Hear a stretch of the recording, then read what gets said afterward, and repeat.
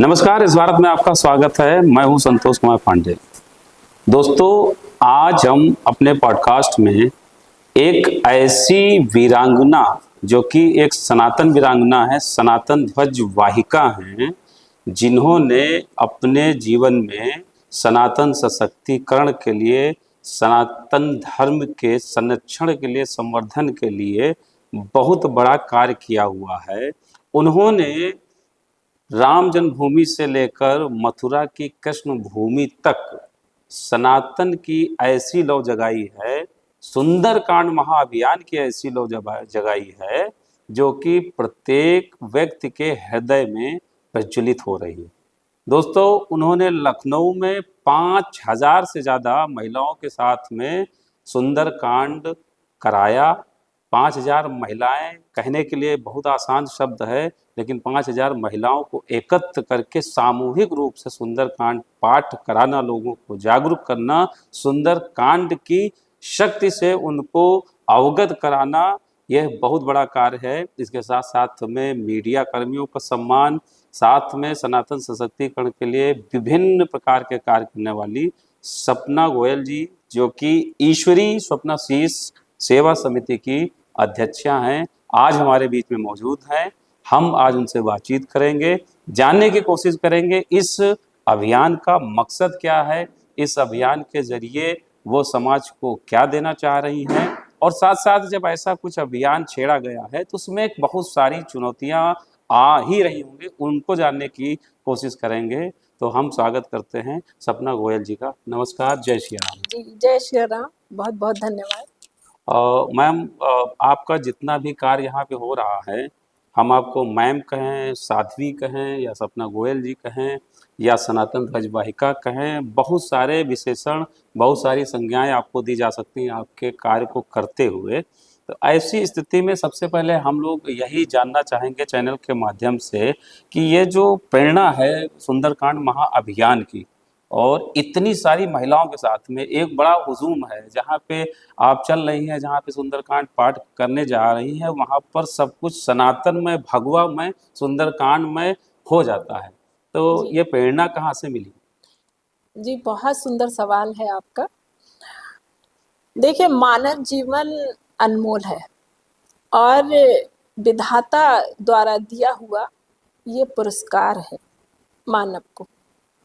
तो अब हमें ये सोचना है कि इसका सदुपयोग कैसे किया जाए। जी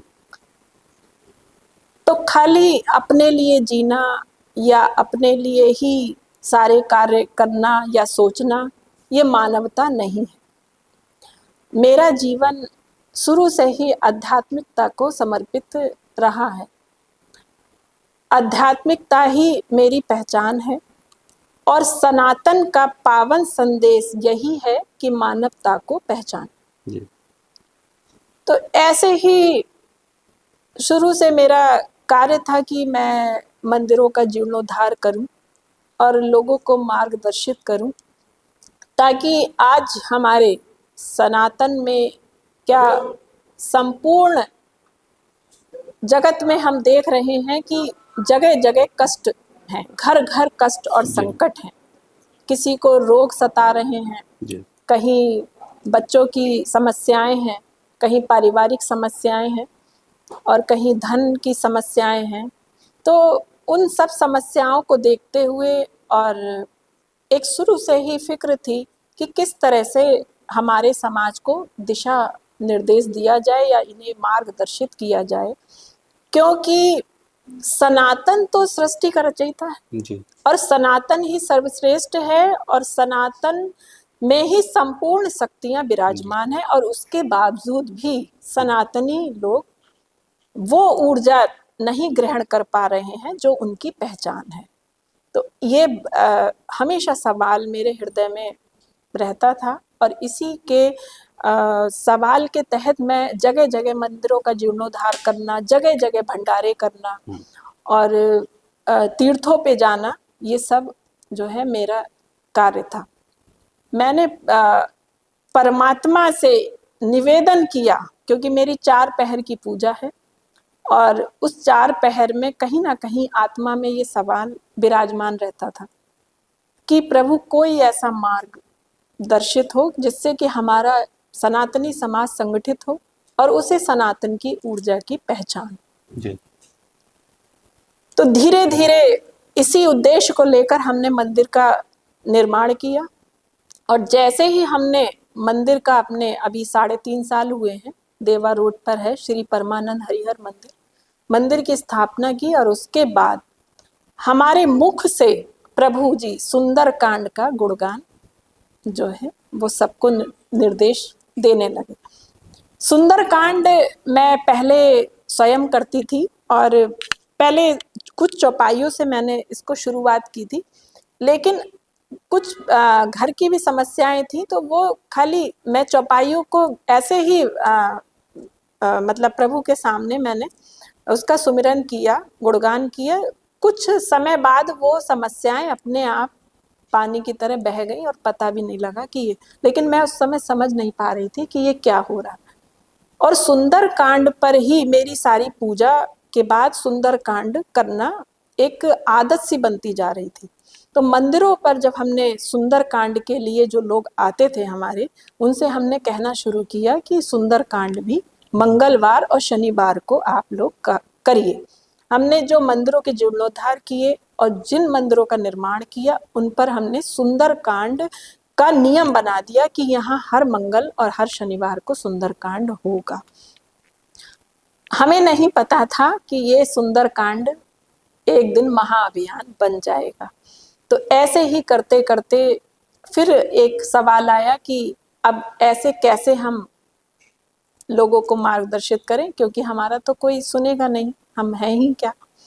तो बाबा अमरनाथ से हमने निवेदन किया कि प्रभु हो सके तो अपने द्वार पे बुलाइए और दर्शन दीजिए और हम सुंदर कांड का जो है वो जन जन तक पहुंचाना चाहते हैं। उसी रात हमारा सब कार्य सिद्ध हुआ और हम अमरनाथ जब यात्रा शुरू हुई पहुंचे तो अमरनाथ पे बाबा ने सुंदर कांड का सुंदर दृश्य हमें दिखाया।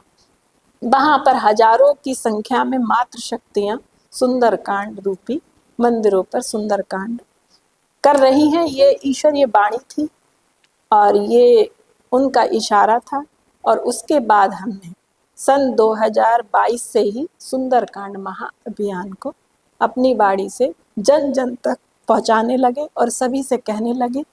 और सन 2023 में हमने सत्य सनातन नारी शक्ति मातृ शक्तियों को एकत्र किया और यहाँ से सुंदरकांड महाअभियान का बिगुल फूका और वैसे ही वो आगे आगे हमें मार्गदर्शित करने लगे।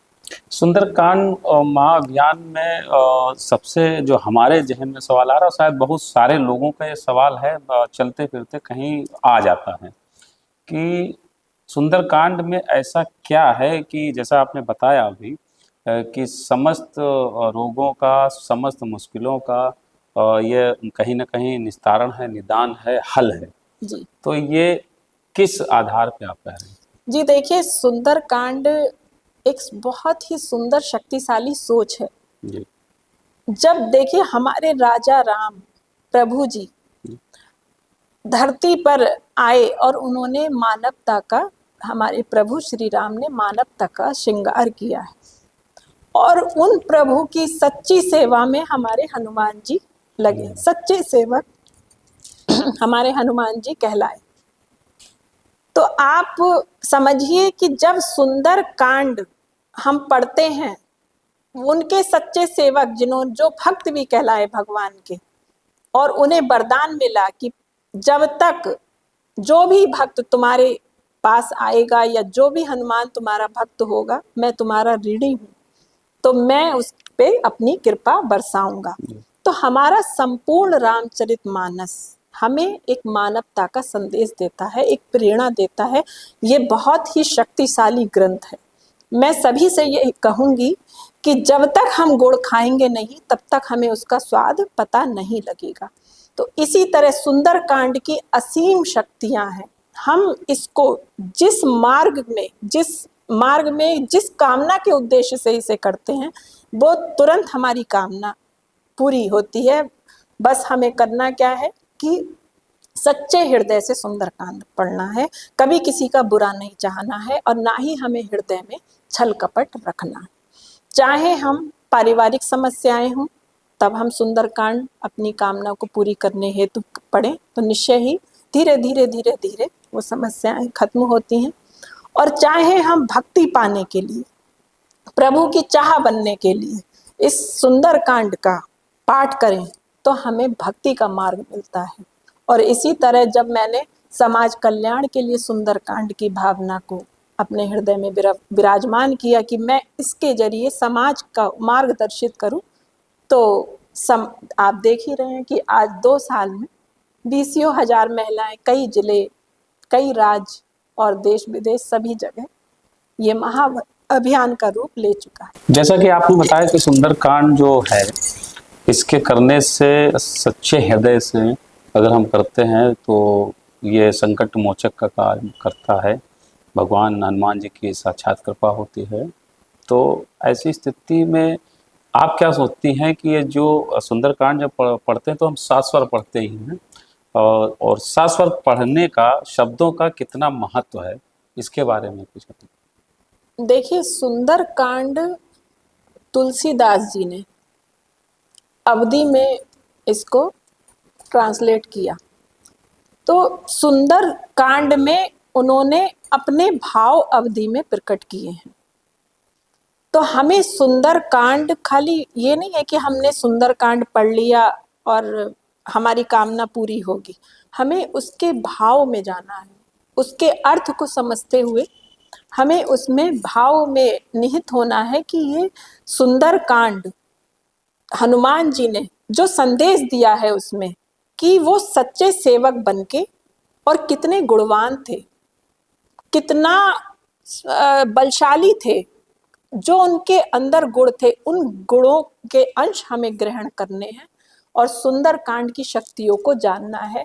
और सुंदर कांड का बिल्कुल एकदम क्लियर संदेश है कि जो भी सच्चे हृदय से कार्य करेगा प्रभु के, या जो भी उसके मन में कामना है सच्चे हृदय से कार्य करेगा तो वो पूरी होगी, और असुरों का जो भी इसमें विघ्न डालेगा तो उसका नाश होगा।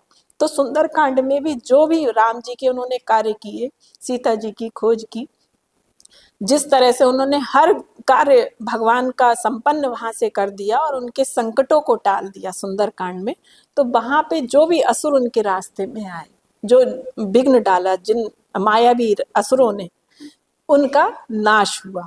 तो ये बताया गया है कि सत्य में बहुत पावर है, सत्य ही सर्वोच्च शक्ति है और सनातनियों की पहचान केवल और केवल सत्य का मार्ग है। और मैं बार बार कहूंगी कि मानव को का लक्ष्य ही एक भगवत भजन है, भगवत शरण ही मानवता का लक्ष्य है। उसे हमें समझना चाहिए और सत्य के मार्ग को अपनाना चाहिए। संस्था द्वारा जो कार्य किया जा रहा है, आपके द्वारा जो महाअभियान छेड़ा गया है, जन जन तक पहुंच रहा है, 20,000 महिलाएं उसमें जुड़ गई हैं, और आपका कहना भी यह है कि सुंदर कांड पाठ करने से जिस भाव से हम करते हैं उस भाव की कामना पूरी हो सकती है। इतनी सुपर पावर महाशक्ति उसमें निहित है। तो ऐसी स्थिति में कुछ ऐसे अनुभव जिन महिलाओं के बीच में आप पाठ कर रही हैं, जाहिर सी बात है 20,000 महिलाएं अगर हैं तो उसमें बहुत सारे ऐसे अनुभव आपके पास आए भी होंगे उसके पढ़ने से। जी बिल्कुल, देखिए हमने तो कभी सोचा नहीं था कि हम इस तरह से अपने परिवार से निकलेंगे और समाज के लिए कार्य करेंगे। ये सुंदर कांड की ही पावर है जी। ये सुंदर कांड की शक्ति है जो ये अभियान जन जन तक पहुंच रहा है। और वो महिलाएं जो हमेशा घर गृहस्थ के काम में लीन थी, वो सिर्फ अपने को रोटी पकाना या बच्चों को संभालना, इस तरीके से उनकी मानसिकता थी, वो अब बहुत ही शांति महसूस कर रही और उनके साथ कामनाओं को लेके बहुत बड़े बड़े चमत्कार हो रहे हैं। कि जैसे किसी का बच्चा बहुत शैतान है तो उस बच्चे के ग्रह उसको जो है उद्दंडता या विचलित करते हैं, तो उस बच्चे के लिए उन्होंने सुंदरकांड पढ़ा तो वो अब खुद बच्चा सुंदरकांड पढ़ रहा है। तो सुंदरकांड की ऐसे ऐसे चमत्कार हमारे इस महाअभियान में लोगों के साथ हुए हैं। किसी की नौकरी नहीं लग रही, उसने संकल्प लिया कि किस दिन हम इस तरह से सुंदरकांड करेंगे, तो उसकी कामना पूरी हुई और आज वो नौकरी क्या, आज वो बहुत अच्छे पद पे। तो ऐसे बहुत सी आज महिलाएं अपना अपना जो है वो अनुभव बता रही थी। तो ये चमत्कारिक एक मंत्र है और इसे सभी सनातनियों को ग्रहण करना चाहिए। ऐसा कोई अनुभव इतने सारे महिलाओं के बीच में, ऐसा कोई अनुभव जो आपको बिल्कुल आपको लगता हो कि ये भी एक प्रकार का मिरेकल है या चमत्कार? देखिए, आध्यात्मिक शक्तियां, जो सुंदर सोच होती है वो अपने आप में एक दिव्य शक्ति के समान है। आध्यात्मिक शक्तियां चमत्कार ही चमत्कार करती हैं। जी। तो सुंदर कांड इतना सुंदर ऊर्जा है, मैं बार बार कहूंगी कि गुड़ जब तक खाएंगे नहीं तब तक इसका स्वाद भी नहीं पता लगेगा। और मैंने कभी नहीं सोचा था कि मैं साल भर में 5,000 मात्र शक्तियां, जो मैं किसी को जानती नहीं थी, तो 5,000 ये सिर्फ हनुमान जी की ही कृपा है और हनुमान जी का चमत्कार ही। और उसके तुरंत बाद हमने नैमिषारण्य में 5,000 महिलाओं का सुंदरकांड किया और उसके बाद ये बराबर साक्षात प्रमाण दे रहे हैं कि जितनी सुंदर स्वच्छ भावना, उतनी ऊर्जा, उतनी शक्ति, उतना चमत्कार, करो कार्य, मैं तुम्हारे साथ हूँ। अब 5,000 की बात आती है, बहुत बड़ी संख्या है, कहने में बहुत छोटी संख्या है लेकिन बहुत बड़ी संख्या है। और इतनी संख्या जुटा पाना निसंदेह कोई चुनौती इसमें आई आपको या नहीं आई? देखिए, लक्ष्य पे अगर अपना दिमाग है कि यदि लक्ष्य हमारा जो है हमें पूरा करना है और हमने सोच लिया है कि ये मेरा शुरू से था कि मैं वो ना करूं जो मैं चाहूं, मैं वो करूं जो प्रभु चाहे। तो हमेशा उनसे यही अर्जी रहती थी कि प्रभु, एक ही अर्जी है कि जीवन में वो हो जो तुम्हारी मर्जी है। तो इस बात को प्रभु ने, इस भाव को मेरे स्वीकारा और अपने कार्यों में लगाया। वो आज मुझे अनुभव होता है कि प्रभु, जो आप चाहते थे वही मुझसे हो रहा है और वही मैं कर रही हूँ। ये सबसे बड़ा चमत्कार। आज का जो युग है डिजिटल युग है और रील का युग है। जी। आज बच्चा, बूढ़ा, जवान, किसी को भी देखें तो मोबाइल हाथ में होता है और रील पर उसकी उंगलियां चल रही होती हैं। एक प्रकार का यह जाल है, एक प्रकार का यह नशा है। ऐसे नशे में खास करके पाश्चात्य सभ्यता का भी बहुत बड़ा कहीं ना कहीं प्रभाव पड़ रहा है लोगों पर। ऐसी स्थिति में आपको कुछ चुनौतियां भी महसूस होती हैं कि सनातन धर्म का लोगों को पाठ पढ़ाना, उसकी शक्ति से उनको अवगत करा पाना और प्लस उनको जोड़ पाना, या उनको 2 घंटे मिनिमम अगर कोई सुंदरकांड का पाठ पढ़ेगा तो 2 घंटे उसे लगने हैं। जी। तो ये चुनौती कोई? देखिए, देवियां कहते हैं कि देवियां देश की जाग जाएं अगर, युग स्वयं ही बदलता चला जाए। तो इसीलिए हमने मातृ शक्तियों को लिया कि मातृ शक्ति ही हमारे भारतवर्ष की पहचान है, क्योंकि पूरे परिवार का जो भविष्य होता है वो मातृ शक्ति के हाथ में होता है। जब तक हम मातृ शक्तियों को मार्गदर्शित नहीं करेंगे, उनको प्रेरणा नहीं देंगे, उनको बताएंगे नहीं सही दिशा, तब तक परिवार का भविष्य बहुत मुश्किल है। तो उसमें बच्चे भी विचलित होंगे, बच्चे भी मनमानी करेंगे और ना तो सही से सबका स्वास्थ्य बनेगा, ना मार्गदर्शन होगा, ना पहचान होगी कि हम सनातनी हैं तो हमें करना क्या है, हम हैं कौन। तो इसलिए हमने मातृ शक्तियों को एकत्र किया है और उनको सुंदरकांड का महत्व समझाते हुए कि आपको अपने परिवार का भी भविष्य बनाना है और समाज का भी भविष्य बनाना है और देश का भी, क्योंकि वो पावर आपके अंदर है। आप सनातनी हैं और एक सनातनी होने के नाते हर हृदय में प्रभु विराजमान होते हैं। हाँ, निर्मल मन होना चाहिए और उस निर्मलता को हम सत्कर्मों की पूंजी से एकत्र करेंगे। जितना हम अच्छा सोचेंगे, जितना सुंदर सोच रखेंगे और जितना दूसरों के हित की बात करेंगे, तो उतनी हमारी सुंदर सोच और सुंदर पावर हमें मिलेगी और हम सबका कल्याण करेंगे और अपने जीवन को सफल करेंगे। अयोध्या में आपने असंख्य महिलाओं के साथ में सुंदरकांड पाठ कराया। प्रत्येक माह कर। प्रत्येक माह आप करती रही, जी कर रही हैं।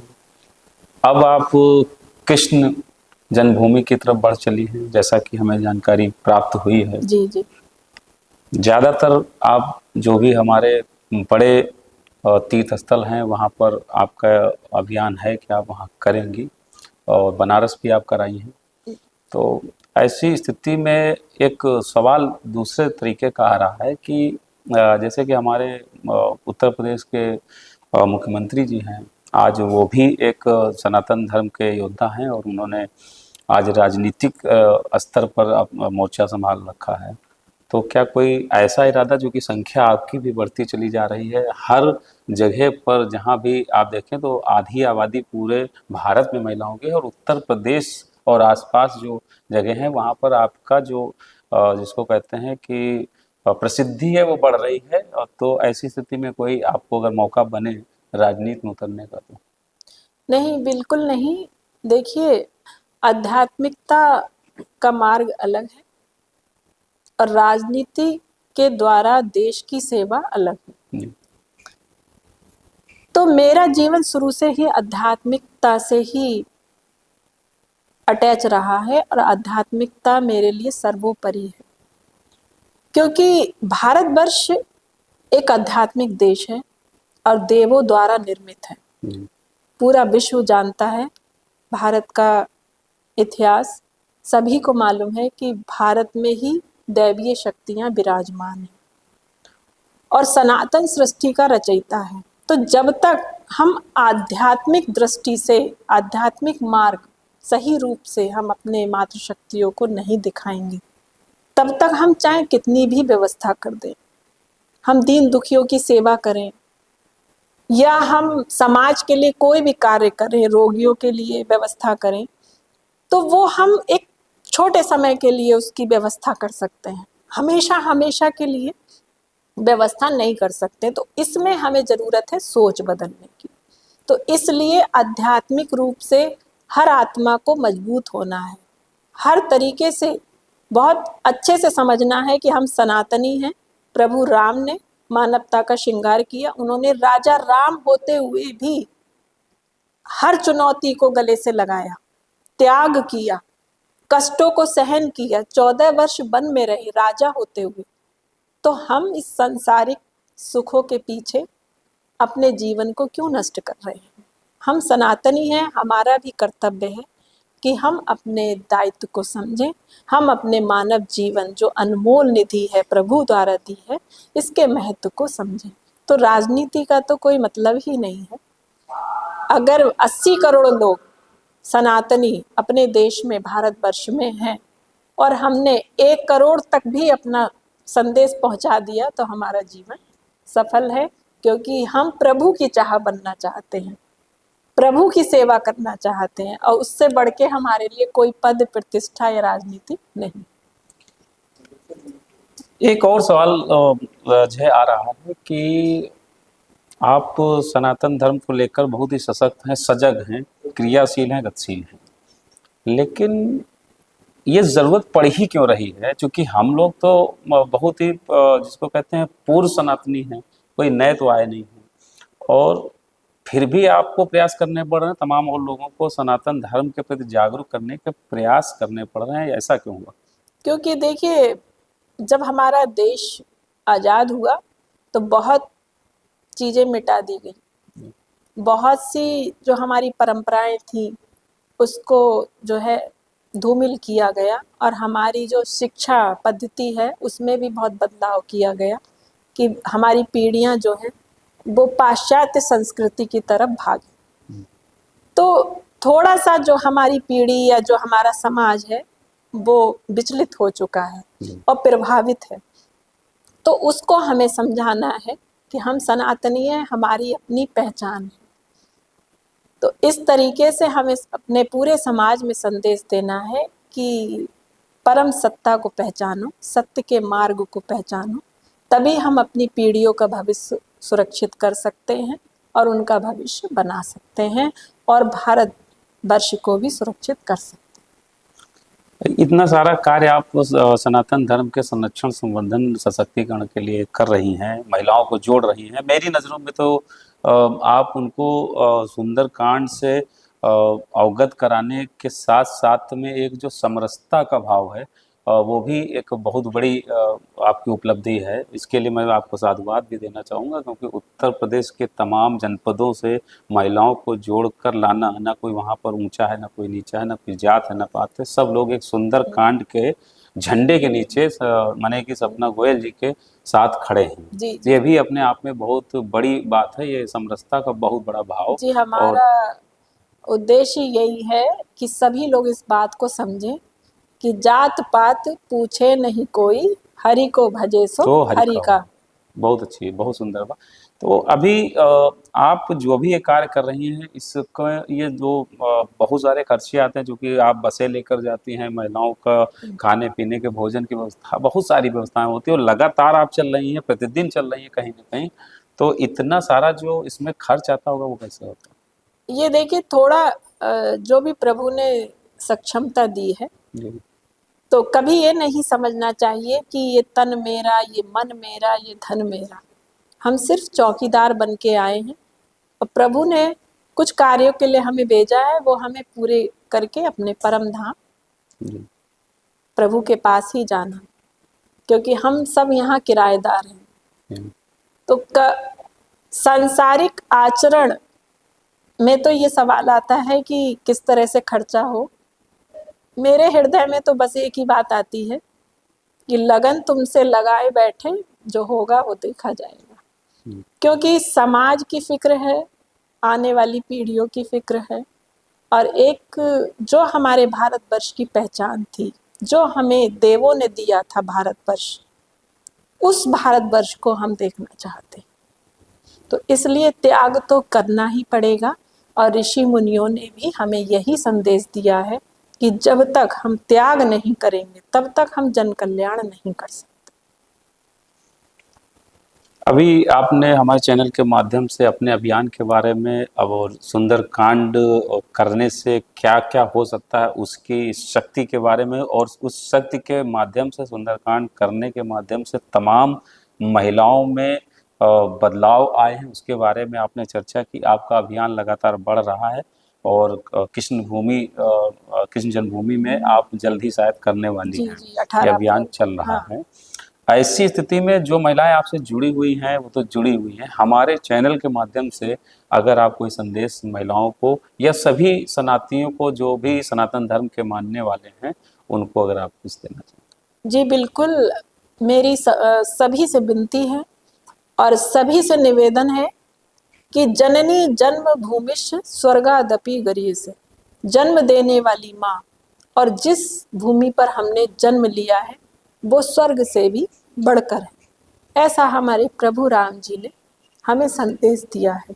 तो मेरा सभी से निवेदन है कि चाहे हम कोई भी शिक्षा ग्रहण करें, कहीं पर भी हो, चाहे हम आईएएस बने, चाहे कोई भी पद प्रतिष्ठा में हो, विदेशों में हो, लेकिन हम अपनी पहचान ना खोएं और अपनी जन्मभूमि की हमेशा रक्षा करें, क्योंकि तभी हमारा मानव ही हमारी पहचान है। यही मेरा पावन संदेश सभी युवा पीढ़ी को और सभी सनातनियों को है।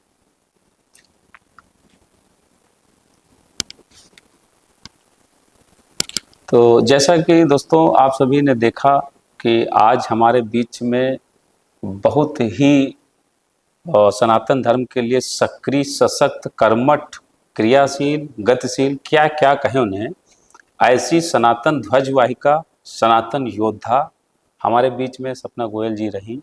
उन्होंने अपने अनुभव साझा किए सनातन धर्म को लेकर, सनातन सशक्तिकरण को लेकर कैसे हो सकता है, उसमें सबसे बड़ी भूमिका किसकी हो सकती है, यानी कि मातृशक्ति की हो सकती है। उनके बारे में बताया कि कैसे जोड़कर वो इस अभियान को जन जन तक पहुंचाने का काम कर रही हैं। और साथ साथ में उनके द्वारा ये बताया गया, जैसे कि एक भाव है कि जैसे कि समंदर के अंदर जो जहाज चलता है, उसमें बहुत सारे ऐसे पंछी होते हैं जो किन्हीं कारणों से और उस जहाज को छोड़कर उड़ जाते हैं, उन्हें लगता है कि हम दूर दूर तक चले जाएंगे और अब पूरी दुनिया हमारी है, मुझे उस जहाज की कोई ज़रूरत नहीं है। लेकिन सपना गोयल जी का मानना है कि सनातन एक ऐसा जहाज है कि कोई भी व्यक्ति कितनी भी दूर कैसे भी उड़े, किसी भी जगह जाए, आनंद कहीं पर भी खोजे, किधर भी जाए, लेकिन कुछ ऐसा पल आएगा जहाँ पर पंख कहीं ना कहीं थक जाएंगे और बैठने का कोई आपको रास्ता नहीं है, कोई जगह नहीं है, दूर दूर तक आकाश और पानी है। तो आपको उसी सनातन के जहाज पर लौटना पड़ेगा। वहीं से आपका निस्तारण है, निराकरण है, आनंद है, वहीं से आपको मोक्ष की प्राप्ति है, वहीं पर शांति है। तो ये जो सनातन सशक्तिकरण का आपने जो है लोगों के हृदय में जला रखी है, ऐसे ही जलती रहे। आप ऐसे ही सनातन सशक्तिकरण करती रहें, भारतीय संस्कृति को आगे बढ़ाती रहें, जन जन में पहुंचाती रहें। हम सभी लोग आपके साथ में हैं। जी, बहुत बहुत बहुत आभार, बहुत धन्यवाद।